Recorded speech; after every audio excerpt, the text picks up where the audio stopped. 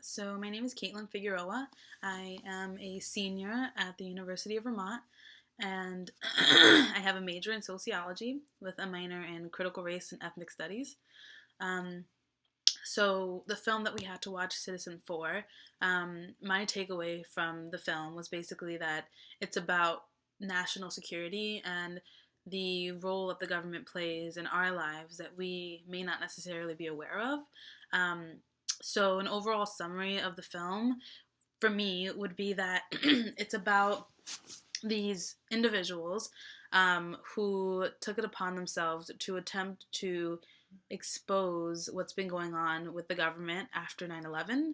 And what's been going on is that they've been spying on everyone, basically.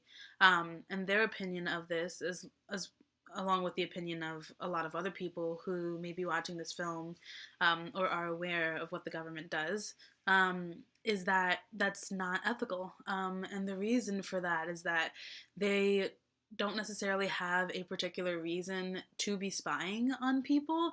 I guess it would be a lot different if, people were acting suspicious or whatnot, but they just spy on everybody under the pretense that they're trying to make this country a safer place. Um, I think that it does a good job at exposing what systems are in place within the government that kind of allow for the NSA to spy on their American citizens. Throughout the film, they were portrayed as denying that they did this, which to me was slightly terrifying. And they also kind of made it seem like there was a separate system that was involved with the FBI for dealing with matters like this. So what ends up happening is that Glenn, who is a reporter for The Guardian, I believe, wants to expose these government secrets, and he begins receiving encrypted emails. And these emails are coming from a man who works through the NSA. So he actually works for a separate company, but he's working for the NSA through that company or organization. And so together they work in order to expose those issues. Um, they do so by reporting on television and writing articles through The Guardian. And there were kind of several steps in which they took to expose these things. And obviously, throughout the entire film, there's a lot of um, worry about the process that they're taking in order to do that, because it's obviously a little bit dangerous to um, be exposing the government for what they're really doing. Um, so that's that. And for me, some of the really prevalent themes was, well, the first one was kind of an overarching umbrella theme, which was just government corruption. And that's obviously seen at basically any point in the movie. The simple fact that they are able to spy on their citizens without even letting them know that this is the matter is a pretty corrupt way of dealing with things. Um, they also took it upon themselves in the film to address the family of the man who kind of exposed all of these secrets in a way that wasn't necessarily threatening, but obviously is a scare tactic. And that to me is also a very corrupt practice. Another theme that I found prevalent was the theme of resistance, and I feel like this was a theme that they kind of wanted the audience to take away from the entire film, and that was that we basically need to do whatever we have in our power in order to resist these forms of corruption. Um, it's it's as if we don't take that stance and kind of use whatever power we have within the society to make that positive change, then nothing will happen and nothing will change, and maybe things might even get worse. So yeah, that's one of the themes to me that I thought they really wanted people to take away. Um, and then another one was manipulation, and like patriotic values. So I think that there is one side of the audience, or just American citizens, who see what the government is doing as corrupt, and there is another side who kind of believe this whole agenda that the government has tried to push on us, which says that they're only doing it for our protection, and that they are simply not trying to be an enemy toward us. And so I think that that was another theme among the film.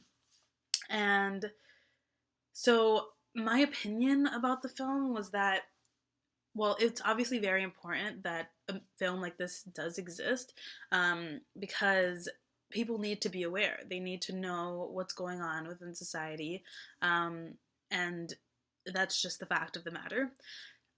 The only thing for me was that I think the beginning portion of the film was a little bit confusing. It felt like to me that they were including a lot of like technological jargon, um, which was kind of making me feel like I was going to be confused for the rest of the film, which I wasn't. So that's really good. I think they steered away from that technological jargon toward the middle of the film and kind of focused on that idea of resistance and like using your power in order to act against corrupt governments. Um, but when I thought about it, it kind of made a lot of sense to me that they were including a lot of that technological talk, because it kind of just reinforces the idea that this is a very, very complex system, one that is so complex that we may not even understand what it means. And there are so many systems that are working within this greater system that is ultimately working against us. And so I think that kind of confusing portion in the beginning, at least confusing for me, just kind of furthers the idea that the system is like really complex, and that only a select few people really know what's going on and understand what's going on. And so to me, that just kind of added more to the film when I kind of thought about it more. Um, Another thing that I really enjoyed about the film was the fact that it was kind of frightening. And to a lot of people, this may have been a turnoff, which I totally understand when you're dealing with things that are very real, like corrupt governments. It's kind of hard to watch a film that's making you feel frightened, because this is your reality. It's not just a horror film or fiction kind of film. This is real life. Um, but to me, I feel like that only furthers their message. When people are afraid, they do things to counteract that fear. And so I think that this allows there to be a power in numbers. I also think that it just made the film a little more entertaining. So I really enjoyed that. There were portions where they were kind of typing things out between each other, and to me, those were the most eerie, because it made it just feel like things were going on behind closed doors, which is the fact of the matter. Um, and so, some parallels that I see in society that match the film. Um, so, for me, I kind of wanted to take a different route in terms of creating parallels, and focusing mostly on the idea of resistance. So, to me, movements kind of like Black Lives Matter or women's marches are very good examples of things that are going on in society that are kind of macrocosms of what this guy did in exposing the government for what they were doing, because they involve people using the power that they have in order to make people aware of the injustices that are going on within our government and within our society. Um, Another thing that hits really close to home, that is also another type of resistance, is what's been going on recently on campus, with the Waterman takeover, and just protests overall that go on college campuses all over the world, and institutions all over the world. So I think that those are good parallels. Another parallel, which to me was just a bit obvious, but I felt that I would mention it anyway, is the relations that go on within North Korea and kind of how secretive they are within their government, and against their citizens. And so, even though that's kind of like an obvious parallel, I feel like it does directly relate to what we're dealing with, because they have to do with governments on a larger scheme kind of being corrupt and not making their citizens aware of what's really going on.